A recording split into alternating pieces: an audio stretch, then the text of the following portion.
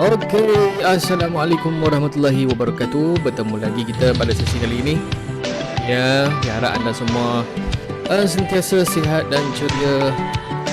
Dan pastikan kita sentiasa menjaga amalan kebersihan, sentiasa membasuh tangan sentiasa agar dapat mencegah penularan wabak virus COVID-19. Okey, baik. Oleh itu kita sambung daripada sesi yang lepas, iaitu pengenalan pasal kawalan motor. Sekarang kita akan sambung tajuk kita. Tanpa membuang masa lagi, kita terus kepada poin 2.3, pelindung protector. Pelindung ataupun protector dalam bahasa Inggeris. Alright, 2.3.1. Dulu yang ni 2.3.1, arus lebihan dan pelindung arus lebihan. Apakah maksud alat ini? Okey, baik. Arus lebihan berlaku apabila arus di dalam 1 liter tu dia naik kepada satu nilai yang lebih tinggi, yang lebih tinggi daripada biasa. Bermaksud pada keadaan normal, arus contoh keadaannya adalah arus 1.0 ampere. Sampai pada waktu-waktu tertentu dia boleh naik sampai 3 ampere. So ini adalah dinamakan arus lebihan. Okey, bila arus ni lebih, dia ada terms lagi satu. Bila arus lebih ini, dia memudaratkan liter tersebut. Arus lebih dia mempunyai kesan yang buruk. So inilah yang disebut liter pintas. Bila arus lebih, dia boleh membakar sesuatu. Dan kadang-kadang sebahagian kerosakan pada tebatan pada motor tu, dia ada lilitan. Dia ada lilitan tu, dia ada penebat sekeliling dia. So dia bila menghasilkan arus yang lebih, dia panas, dia boleh merosakkan dia punya penebat pada coil. So dia menghasilkan arus lebihan yang terhad. So jenis arus ni dia membawa kepada liter pintas. Dia boleh merosakkan sesuatu lah. Pelindung arus lebihan ni sebab dia pelindung arus kan, dia dibekalkan oleh fuse. Fuse ni adalah satu alat yang akan melindungi sesuatu gelung liter, okey, ataupun dia dipanggil sebagai pemutus liter. So bagi pelindung arus lebihan, dia menjadi sebahagian daripada komponen kawalan. Dia menjadi sebahagian daripada komponen kawalan. Okey. Bagi fuse pula, kalau kita tengok, fuse ni dia terdiri daripada alat ataupun komponen yang kecil. Tapi dia fungsi dia sangat besar untuk melindungi liter elektrik, sesebuah liter elektrik lah.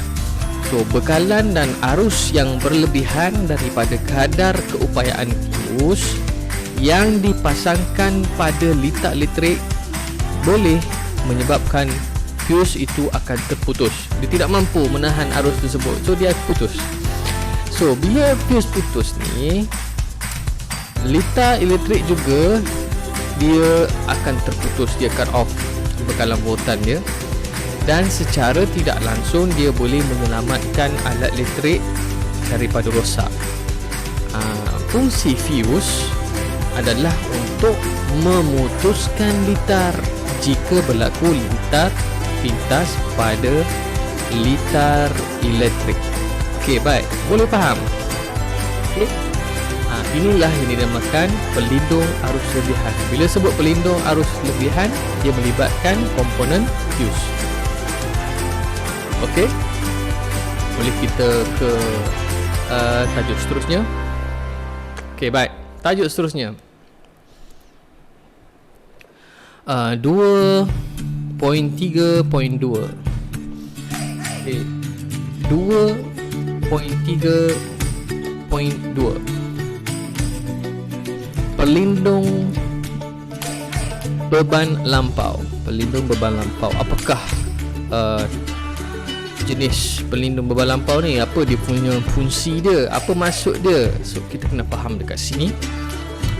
Ini satu alat, ia menghalang sesebuah motor elektrik daripada terbakar dan tahan lama. Maka satu pelindung beban lampau ni dia kena ada dalam litar kawalan. Kita pasang pada litar kawalan. Kalau tak pasang boleh, tapi dia akan jadi motor elektrik tu tak tahan lama. Okey.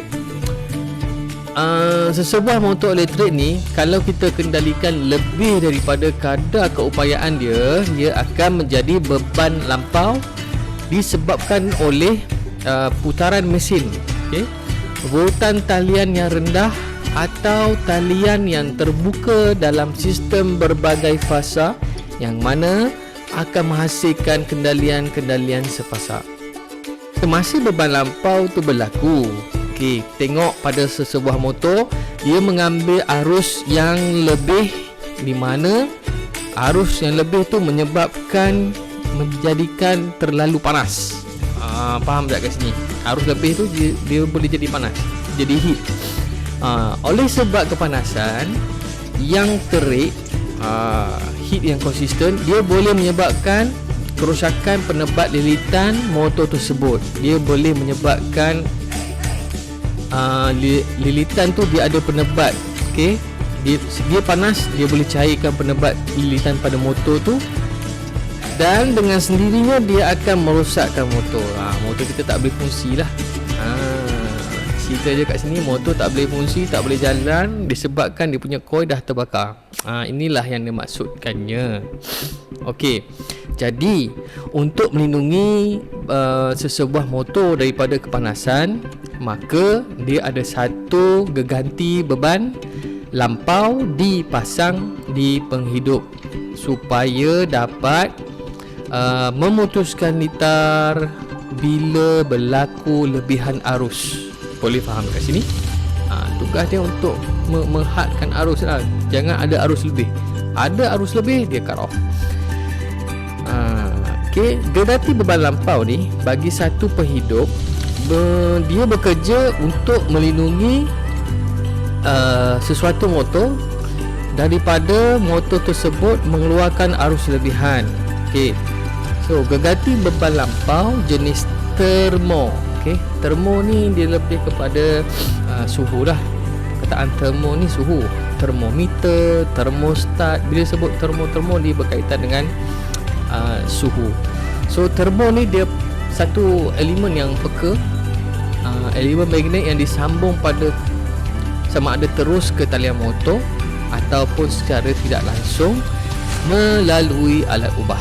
Okey, geganti beban lampau ni dia kerja dia adalah untuk menghentikan tenaga elektrik terhadap penghidup atau menghentikan sesebuah motor bila arus yang berlebihan melaluinya. Okey, macam mana? Boleh faham setakat ini? Anda pasti? Ya. Kita jangan terlalu stres masa kita belajar. Kita kena relaxkan badan kita. Untuk menerima ilmu ni bukannya mudah. So kita kena sentiasa bersedia, mesti ada semangat. Okay, kita ambil perkara tu dengan tumpuan yang lebih, baru kita dapat, insyaAllah. Okey, kita terus ke nota seterusnya. Masih lagi geganti beban lampau. Alright, geganti beban lampau ni dia direka bentuk untuk dua tujuan. Dia ada dua tujuan, iaitu yang pertama kita melihat kepada kegunaan di mana secara automatik dia berfungsi bila dipasang di tempat yang sukar ditanggalkan dan dikendalikan secara manual. Itu yang pertama, tujuan dia. Tujuan yang kedua pula, kita tengok geganti beban lampau ni, kita boleh adjust dia, kita boleh laraskan dia dengan mudah untuk memutuskan litar antara peratus 85% sehingga 115% kadar pemutus bagi unit panas. Okey. Gerakan pemutus bagi litar kawalan, dia perlu membezakan pengembangan dua logam yang mempunyai perbezaan pengembangan semasa panas. So dia menggunakan macam termostat. Termostat. Okay, harus yang lebih dia akan menjadikan logam tu dia kembang. Bila dia kembang, dia akan menolak bar. Bila dia tolak bar, lepas tu dia tolak anchor, ada anchor kat atas, tolak. Dan dengan itu, bila sesentuh lazim tutup, normally close tu dia akan normally open. Normally close dia akan open lah, akan terbuka, dan motor yang tadi beroperasi dia akan terhenti, dia ada stop, di cut off. Itu adalah dia punya kendalian bagi geganti beban lampau yang dipraktikkan dalam satu situasi lah. Ini adalah dua tujuan. Okey, dua tujuan geganti beban lampau. Okey, baik. So, bagi Rajah 9 ni kita perlu tengok di mana dia menunjukkan geganti beban lampau, ataupun dalam bahasa Inggeris kita panggil dia overload relay. Overload relay yang terdiri daripada ada 4 terminal. Terminal ni dia punya punca pemasangan. So bila kita tengok dekat-dekat terminal ni, kita boleh nampak dia punya simbol-simbol ataupun kendalian dalam sesuatu geganti beban lampau, di mana dia ada simbol normally open, dia juga ada simbol normally close, dan juga dia ada beberapa sambungan-sambungan yang perlu disambung ke lampu trip. Bila lampu trip tu dia menunjukkan, bila menyala lampu trip tu dia menunjukkan keadaan tu sedang trip. Bila normally close ni, dia adalah pemasangan daripada motor nanti. Kita akan belajar nanti. So ini adalah gambar Rajah 9. Dia menunjukkan bagaimana rupa sebenar geganti beban lampau. Okey, baik. Rajah 10 dia sama macam yang tadi, cuma dia menunjukkan overload relay yang terdiri daripada 4 terminal, dan apa yang penting kat sini dia punya simbol ya. Di mana dekat sini kita boleh tengok sepatutnya daripada bekalan MCB masuk ke sambungan, dia ada ke punat tekan henti, dan juga dia ada sambungan ke lampu apa tu, lampu trigger lah. Okay. So inilah beberapa contoh-contoh gambar Rajah overload relay yang perlu kita ketahui dan kita akan dalami nanti pada sesi-sesi akan datang. Okey, bagi tajuk seterusnya kita tengok 2.3.3 prinsip kerja. Okey, melihat kepada prinsip kerja ketika berlaku beban lampau pada motor arus beban yang mengalir di geganti haba akan melebihi dari nilai arus yang telah disetkan pada geganti haba. Okey, boleh faham? Alat logam 2 lapis akan menjadi panas dan ia membengkok. Macam saya ceritakan tadi, ia akan menolak bar kerja dan seterusnya menolak sesentuh tripping. Okey. Dengan ini geganti haba pelantik dan pengendali penyentuh, di mana dia memutuskan bekalan pada litar kawalan dan seterusnya dia putuskan bekalan pada litar kuasa. So untuk menghidupkan semula, kita perlu tekan punat reset. Dia ada button reset dekat situ yang kecil je. Kita kena tekan dahulu dan untuk mengendalikan sesentuh tripping pada kedudukan asal. Okey. Selagi tu tak tekan butang reset, selagi tu dia akan kekal pada keadaan yang belum reset. Bila nak balik kepada normal balik, kita kena tekan button reset supaya dia punya tu kembali kepada asal. Okey. Seterusnya kita tengok 2.3.4 pelindung tanpa voltan. Okey.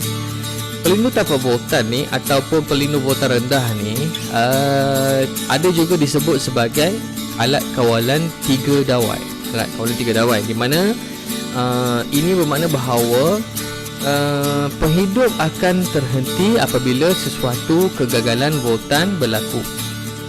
Okey, tetapi dia tidak akan hidup kembali secara automatik. Tak boleh. Dia hanya manual. Apabila satu keadaan tu balik kepada voltan yang normal. Dekat sini. Ini adalah pelindung tanpa voltan. So, rajah 11 kita dapat melihat di mana rajah alat perlindungan tanpa voltan. So, dekat sini dia ada terminal punca bekalan masuk.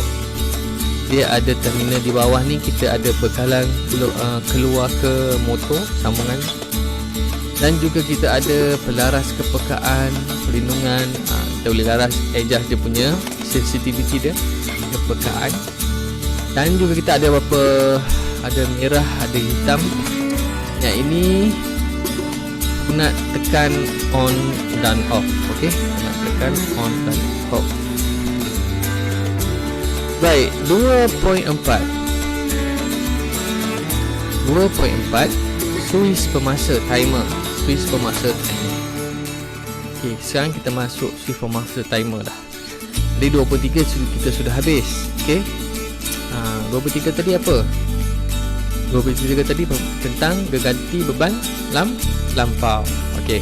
Sekarang ni kita dah masuk tajuk 2.4 di mana suis pemasa dalam bahasa Inggeris adalah timer. Jadi timer ni, kita tengok balik timer. Kegunaan timer ni untuk menghidup dan mematikan litar secara automatik. Dia bergantung kepada masa yang ditetapkan. Okey. Masa yang ditetapkan seperti dia ada saat dan minit, jam, mingguan ataupun bulanan.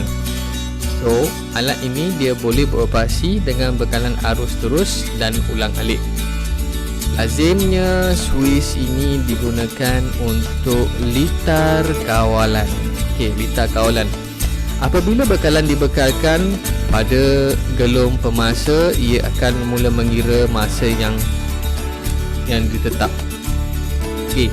Bila dah tetap masa, dia akan mengira semua sesentuh tambahannya akan berkendalian, iaitu daripada keadaan sentiasa terbuka, normally open, kepada sentiasa tertutup, normally close. Manakala keadaan sentiasa tertutup, normally close, kepada keadaan sentiasa terbuka, normally open. Okey. Apabila bekalan diputuskan, ia akan berhenti beroperasi dan sesentuh tambahannya akan menjadi seperti sedia kala, normal balik. Okey, boleh faham setakat ini? Anda pasti? Jika pasti, kita teruskan kepada tajuk pula, rajah 12. Okey, pada rajah 12 ni kita dapat tengok dia punya sambungan kepada pemasa. Okey, sambungan pada pemasa, bekalan masuk arus ulang-alik, alternate current dan arus terus, direct current, DC ya. So dekat sini ada beberapa terminal dan juga switch, normally open, normally close, dan juga kita ada common. Okay, baik. dalam pemasa kita ada beberapa nombor. So nombor ni dia akan mewakilkan sama ada masa dia dalam saat, minit, jam, minggu, bulan. Dia adalah dia punya elemen nanti. So untuk menghidupkan voltan yang lebih besar, kita boleh mengawal kawalannya dengan membuat pendawaian yang diselarikan pemasangan bekalan kepada gegelung penyentuh, iaitu coil contactor. Dia pasang secara selari dengan bekalan. Nanti kita tengok. So dekat sini, ini adalah contoh di mana penyambungan timer yang disirikan pendawaiannya kepada penyentuh ataupun kontaktor, pada kontaktor. So Raja 13 ni memang dia menunjukkan contoh macam mana kita nak pasang timer, nak aplikasikan timer pada sesuatu litar kawalan. So kita ada yang di atas ni, kita ada bekalan masuk. Okey, kita ada neutral, bahagian neutral. So bekalan masuk ni biasanya positif ataupun live lah. Okey. So kita nampak di sudut sini yang saya sedang membuat animasi sekarang ni, dekat kawasan timer di sini dia selarikan dengan kontaktor. Nampak kontaktor 240 volt. Ini kontaktor. So kat sini kita ada normally close. Dia ada COM. So dia selarikan ni, selarikan pada kontaktor. Okey, boleh faham kat setakat itu. Alright. Seterusnya kita tengok di mana Raja 14. Raja 14 ni kita dapat melihat simbol pemasa dan sesentuh. So bagi simbol coil pemasa, dia ada satu simbol bulatan, dia ada kataan TDR ataupun petak TDR. Okey, bagi simbol sesentuh tambahan pemangsa, kita ada dua jenis saja, iaitu normally open, normally close. Itu pun jika ada, biasanya memang ada lah, pemasangan tu memang ada benda ni.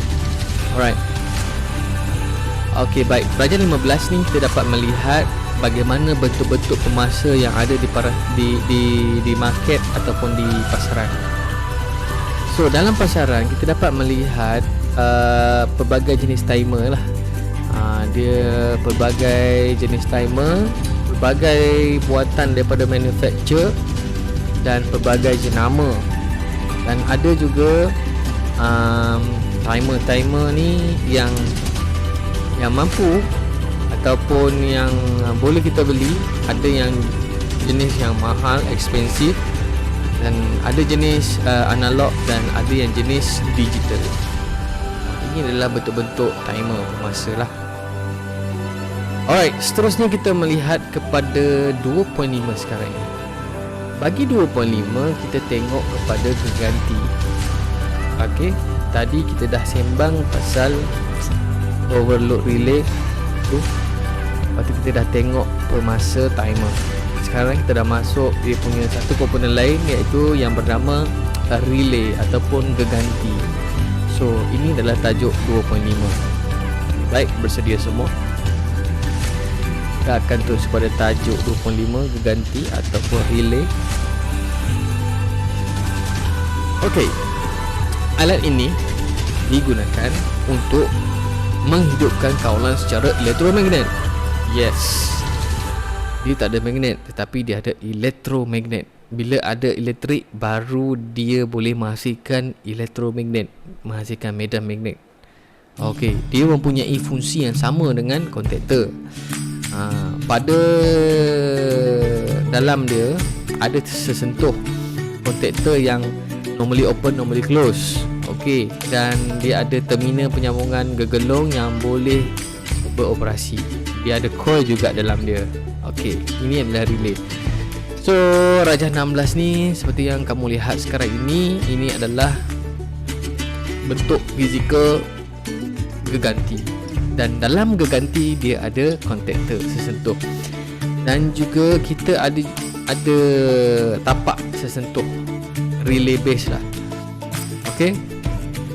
Kalau tak ada tapak ni biasanya tak boleh kita nak pasang, sebab memang kita perlukan tapak ni untuk pemasangan.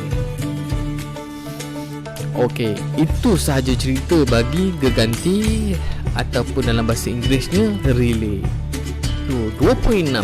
Masuk 2.6 ni kita ada lampu pandu. Dalam bahasa Inggerisnya adalah pilot lamp. Pilot lamp. Alat ini digunakan untuk memberi isyarat kepada pengguna dan penyelia panel kawalan tentang operasi lita kawalan.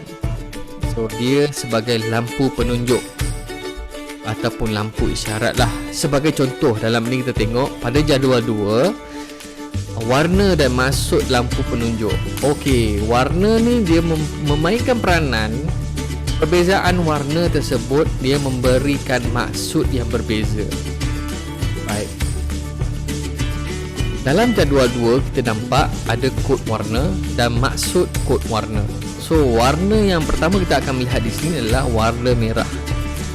Okey, di mana warna merah ni dia membawa maksud kepada stop, trip ataupun fasa merah, red phase. Okey. Warna kuning dia menunjukkan maksud fasa kuning, yellow phase, ataupun maksudnya yang lain adalah pemanas. Heater, bukan filter ni. Ni salah eja ni ya. Alright. Bagi biru pula, warna biru ni dia menunjukkan fasa biru ataupun blue phase. Warna hijau dia menunjukkan on ataupun run. Dalam bahasa Melajunya memang dia sedang berjalan lah, on, running. Okay. So ini adalah maksud warna dan maksud lampu penunjuk untuk bagi pilot lamp. Dia lampu penunjuk lah. So boleh faham, bendanya ringkas saja. So kita perlu alert lah benda-benda ni, terutama sekali dalam kaedah membezakan setiap lampu yang berlainan warna. So kita faham, bila kita tengok di jauh tu, kalau ada merah, apa dia, kalau ada lampu tu hijau, apa dia maksud dia. Fungsinya macam aplikasi dia macam kita tengok pada jalan raya lah. Di pada jalan raya ni dia ada traffic light, dia ada maksud-maksud dia. Merah tu apa? Merah tu berhenti. Warna hijau tu apa? Hijau tu adalah jalan ataupun terus. Warna kuning ataupun oranye, dia membawa maksud kepada sedia berjaga-jaga ataupun sedia untuk berhenti sebenarnya. Okey. Raja 17, okey, yang kamu tengok sekarang ini adalah lampu pilot lamp, lampu pilot atau pilot lamp. Dia ada banyak jenis. Kalau dulu tak ada yang jenis LED, dia pakai bulb biasa. Sekarang kebanyakan pasaran sekarang mengeluarkan lampu jenis LED, dan dia ada perbezaan warna dari segi dia punya fizikal luaran dia, sama ada warna-warna yang telah dihasilkan untuk memberikan maksud pemasangan nanti. So dia warna merah, warna hijau, warna kuning, warna putih, warna oranye dan sebagainya. Dia banyak sebenarnya. Okey, bagi 2.7 kita melihat simbol-simbol kawalan motor dan kegunaan dia. Okey, baik. Bagi simbol-simbol kawalan motor dan kegunaannya, kita akan fokus lebih kepada simbol kawalan motor dulu sekarang ni. Sebab kita akan melukis lita pendawaian motor. Jadi kita kena faham apakah simbol kawalan motor dan kegunaan dia. Okey, baik. Dalam nota yang saya tunjukkan sekarang ini, seperti mana yang kamu tengah tengok sekarang ini, di mana kita ada bilangan simbol nama dan kegunaan. So jadi yang pertama kita lihat nombor 1 di sini. Nombor 1, simbol dia macam simbol kapasitor, tapi dia bukan.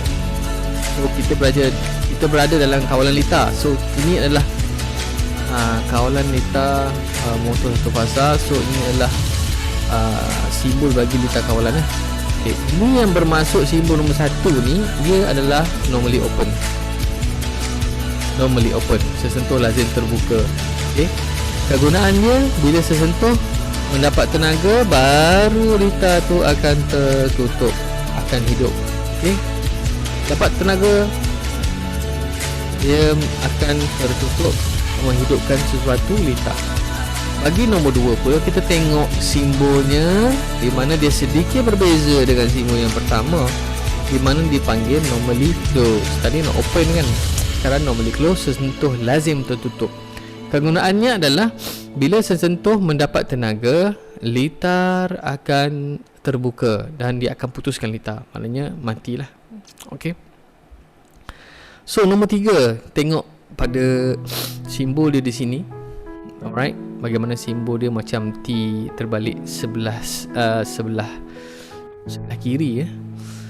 Ini bermaksud nak tekan henti. Okay, push stop, push button stop. Okay, push button stop. Tujuannya adalah untuk menghentikan penghidup dan motor. Dia menghentikan sesuatu. Nombor 4, ini push button start. Push button start ni pun nak tekan hidup. Bila start, biasa maksudnya kegunaannya adalah untuk menghidupkan penghidup dan juga motor. Okey, boleh faham kat situ. Seterusnya kita pergi ke nombor 5. Oh, ada A pula kat situ. Mana datang ni A. Okey, ini adalah dia punya simbol di mana ada litar-litar di dalam, litar kecil di dalam dia, normally open ataupun normally close, iaitu geganti beban lampau yang ada sesentuh tambahan.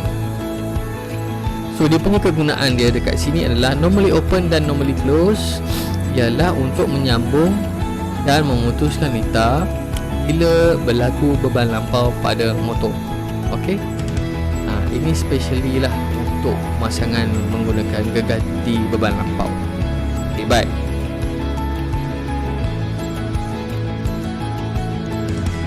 Okey, setakat ini kita sampai 2.7 saja. Benda ni kita kena ingat sebenarnya. Memang kita kena ingat dalam kita hafal, sebab dalam soalan yang akan selalu keluar simbol-simbol, soalan-soalan yang tanyakan pasal simbol, apa dia punya kegunaan, apakah nama simbol, dan lukiskan simbol. So perhatikan betul-betul, pastikan kita betul-betul faham apa dia simbol-simbol kawalan motor dan kegunaan.